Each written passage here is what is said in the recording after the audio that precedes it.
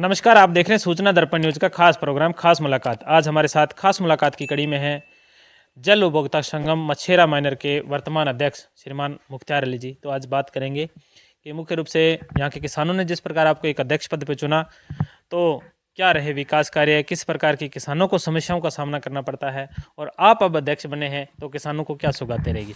तो सबसे पहले तो मुख्तार जी, हमारे चैनल में स्वागत है आपका।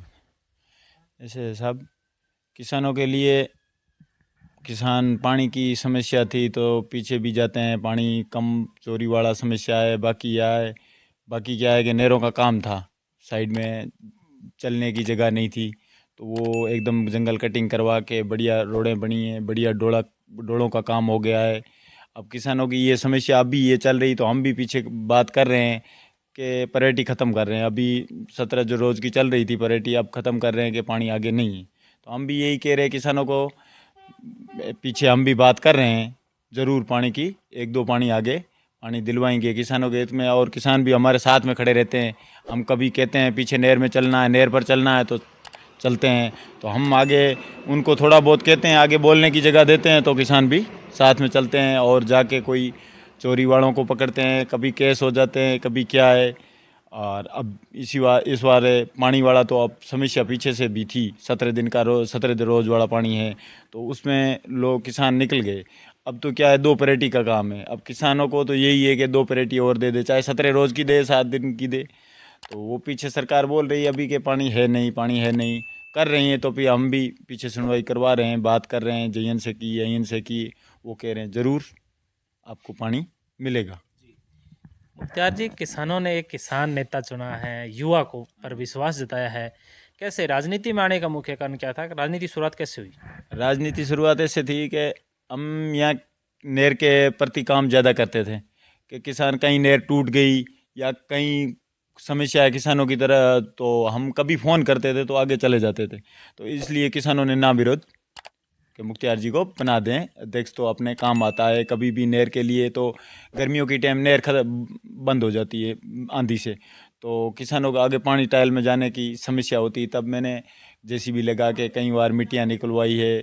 तो किसानों ने सोचा, टाइल वालों ने सोचा कि पहले भी निकलवा रहा है, सब कुछ है, तो अपने काम देगा। एक अपने मेन समय उनको यही है कि अपनी बीच में पॉइंट पे पिल गया। हम आते जाते कभी किसान यहाँ कहीं दूर हो जाता है अध्यक्ष, तो जाना समस्या हो जाती है।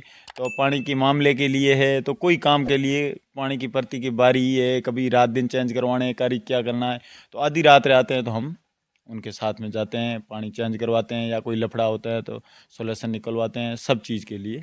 इसलिए कि एकदम मेन अड्डे पर हैं, सड़क पर हैं, तो वो भी सोच ले कि मेन नहर के बीच में पॉइंट में रह गया हमारे ये आगे ही इतनी रहेगी, पीछे भी रहेगी, तो हम जाते आते रहें। और हर नहर पर टाइल तक अपने खेत हैं, इसलिए हमारे को जाना ही वैसे ही पड़ता है। तो हम किसानों के साथ में पहले से जुड़े हुए हैं। अब भी उन्होंने इतना स्वागत दिया है, मुझे अध्यक्ष का पद दे दिया, तो और भी साथ में जाना जरूरी हो यानी जाता कि जब आप अध्यक्ष पद पे नहीं थे तो भी तो लोगों के भी सुख दुख में काम, हाँ, और उनके जो किसानों से जुड़ी हुई कोई समस्या तो वो खुद की समस्या समझ के काम किया। बस वही। कभी भी रात को, कभी दिन को, कभी भी कई बार जयन का फोन आया, एक्शन का, किसानों ने बोला कि हमारी नहर टूट गई है, तो इसका क्या सोल्यूशन निकाले, मैं आऊँगा। गया नहर पे हाथों हाथ, कोई ट्रैक्टर निकाला, कोई क्या मंगवाया, जेसीबी मंगवा के। तो उन्होंने 2-3 साल कंटिन्यूट, हमारे बरसल जी अध्यक्ष थे, वो भी बहुत जाना आना, तो अब भी जाते हैं, अब भी पीछे जाते हैं, सब कुछ हैं, वो भी ध्यान रखते हैं। वो पद से नहीं होते हुए तो भी ध्यान, हमारी हेल्प भी करते हैं हमारे साथ में, क्योंकि वो 5 साल रह चुके हैं, उनको थोड़ा अनुभव है, तो हमारे साथ में जुड़ा हुआ रहता है, तो हम भी उसके साथ में हैं। तो किसानों को हम जितनी हो सके जितनी सहूलियत देते हैं, सब चीज़। बिल्कुल, ये अध्यक्ष साहब की बहुत अच्छी बात लगी कि जैसे पूर्व अध्यक्ष हैं उनको भी साथ लेके चलते हैं, और वो भी आपका सहयोग हमेशा करते रहे बसल जी। तो अब बात करेंगे मुख्य रूप से समस्याओं की। किसानों को क्या क्या समस्याओं का सामना करना पड़ता है? किसानों को बाकी अब ग्राम पंचायत की सोचे तो सरपंच की तरफ से हैं। किसानों की समस्या यही है मेन। किसान तो अब जैसे खड़ा है कच्चा, तो आंधियों में तो तूफानों में रेत आ जाती है, तो उनके पट्टियां हैं, और खड़े की रिपेयर अभी तक 20 साल 25 साल पहले बने हैं, उनके बाद में कभी रिपेयर करवाई नहीं। और कहीं सरपंच उठा के ले लेता है, कभी के साख बन गई, कच्ची साखें, उनकी यही समस्या है मेन। उनकी किसानों की समस्या नहर की प्रति, पानी की, उनकी रोजी रोटी वही है। तो उनको एकदम खाड़े की है, मरामत है, नहर की है, टाइम टाइम पर बारी है, सब चीज़ की सहूलियत मिले तो किसान को समस्या यही है मेन।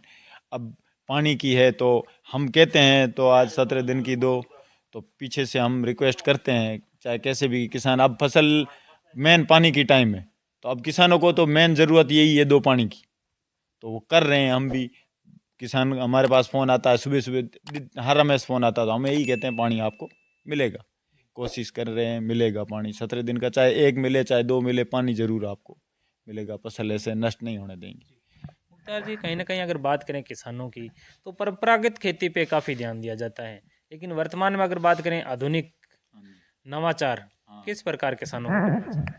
नवाचार यही है, अब बाकी तो पानी कम है ही, पानी तो वैसे डैम में कम हो गया तो पानी कम कम आना लग गया, तो अब लोग किसान ऑटोमेटिक आप ही समझ चुके हैं, डैम बना रहे, हर खेत में डैम बन रहा है, सरकार की तरफ से डैम दिया है, तो उसमें पानी 4 घंटा बारी है तो उस डैम में डाल के 10 बीघे बिजान कर सकते हैं। क्यों सीधी रूनी वाला पहले सीधा चला लेते थे, पानी बहुत था, अब पानी वो है नहीं, तो समस्या लोग वही कर रहे हैं, हर खेत में डैम बनवा रहे हैं। किसान आप समझ गए हैं, सब कुछ अपनी समझदारी से करते हैं। बाकी मूंगफली की बुआई है तो बाकी सीधी पानी से होते नहीं है, फुहारों से होती है, तो फिर डिग्गियों की समस्या अब सरकार दे रही है, सब्सिडी भी दे रही है, प्लेट पर दे रही है, सौर ऊर्जा पर दे रही है, डिग्गी पर दे रही है, हर काम के लिए दे रही है, तो किसान भी उसी हिसाब से ये अपने डिग्गियों को यही कर रहे हैं, आगे से ये यानी सिस्टम। कि डिग्गियों के निर्माण से जैसे फुहारा पद्धति से या बूंद बूंद सिंचाई से भी हाँ, काफ़ी लाभ मिल सकता है। लाभ मिल सकता है।